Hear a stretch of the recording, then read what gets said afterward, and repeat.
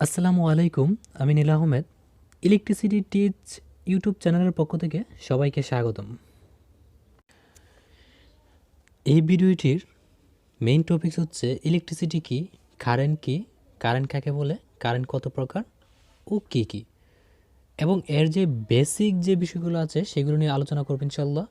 So ভিডিওটি না টেনে শেষ পর্যন্ত দেখবেন, এবং যদি ভালো লাগে ভিডিওটি তাহলে আমার চ্যানেলটি একটি সাবস্ক্রাইব করে দেবেন এবং পাশে থাকা বেল আইকনে ক্লিক করে রাখবেন। তাহলে চলুন শুরু করা যাক। প্রথমে ইলেকট্রিসিটিটা কি সেটা একটু জেনে নেওয়া যাক। ইলেকট্রিসিটি কি যদি এক কথায় বলতে যাই তাহলে ইলেকট্রিসিটি হলো একটি অদৃশ্য শক্তি, যা দেখা যায় না, অনুভবও করা যায় না। কিন্তু কেউ যদি বলে বৈদ্যুতিক বাল্বের দিকে লক্ষ্য করলে আলো দেখা যায়, হিটারের তাপ অনুভব করা যায়, তার দিয়ে বিদ্যুৎ প্রবাহিত হলে হাত দিলে আঘাত পাওয়া যায়, বাস্তবে এগুলো বিদ্যুৎ নয়, বরং বিদ্যুৎ প্রবাহের ফল মাত্র।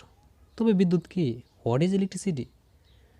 যদি এক কথায় এক বাক্যে বলতে যাই তাহলে বিদ্যুৎ এমন এক অদৃশ্য বল বা শক্তি যা আলো, তাপ, শব্দ, গতি উৎপন্ন করে এবং অসংখ্য বাস্তব কাজ সমাধান করে। ইলেকট্রিসিটিকে যদি ভালোভাবে বুঝতে হয় তাহলে আমাদের যেতে হবে পরমাণুর গভীরে, কিন্তু এই ভিডিওতে ওই দিকে যাব না। ওকে, তাহলে বিদ্যুৎ সাধারণত দুই প্রকার। নাম্বার 1 হচ্ছে স্থির বিদ্যুৎ বা স্ট্যাটিক ইলেকট্রিসিটি। নাম্বার 2 হচ্ছে চলমান বিদ্যুৎ বা কারেন্ট ইলেকট্রিসিটি। স্থির বিদ্যুৎ বা স্ট্যাটিক ইলেকট্রিসিটি কি? খুব সহজে বলতে পারি আমরা, ঘর্ষণের ফলে যে বিদ্যুৎ উৎপন্ন হয় তাকে স্থির বিদ্যুৎ বলে। একটু ভালোভাবে বোঝার জন্য একটা এক্সাম্পল দেওয়া যাক।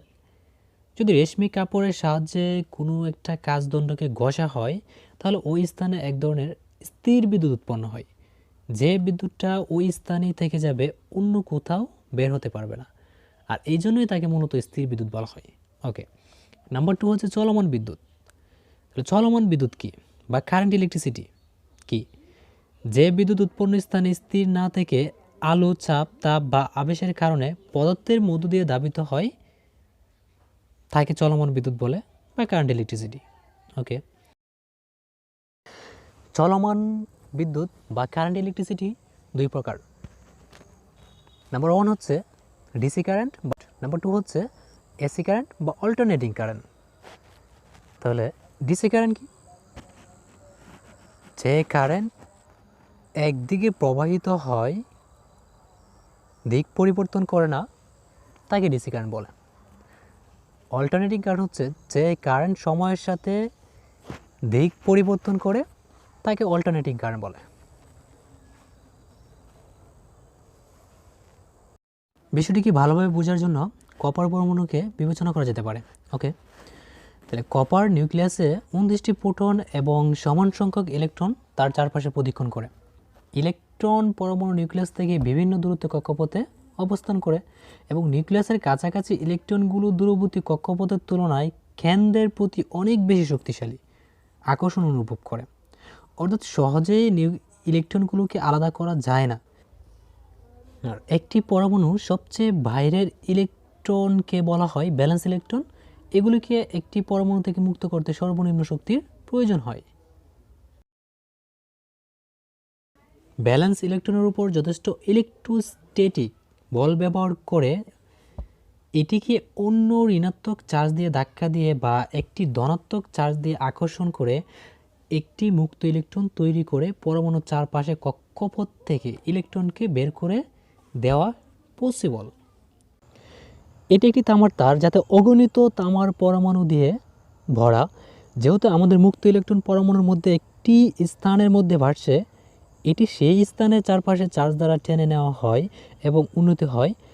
এই বিশৃঙ্খলার মধ্যে মুক্ত ইলেকট্রন শেষ পর্যন্ত একটি নতুন পরমাণু খুঁজে পায় যাতে তা আটকে যায়।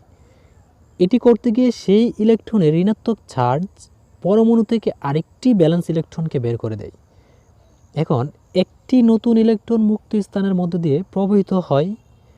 একই জিনিস বারবার ঘটতে থাকে, আর এটা ঘটে চেইন রিঅ্যাকশনের মতো। অর্থাৎ এই চেইন ইফেক্টটি ইলেকট্রিক কারেন্ট নামক ইলেকট্রনের প্রবাহ তৈরি করে এবং চলতে থাকে।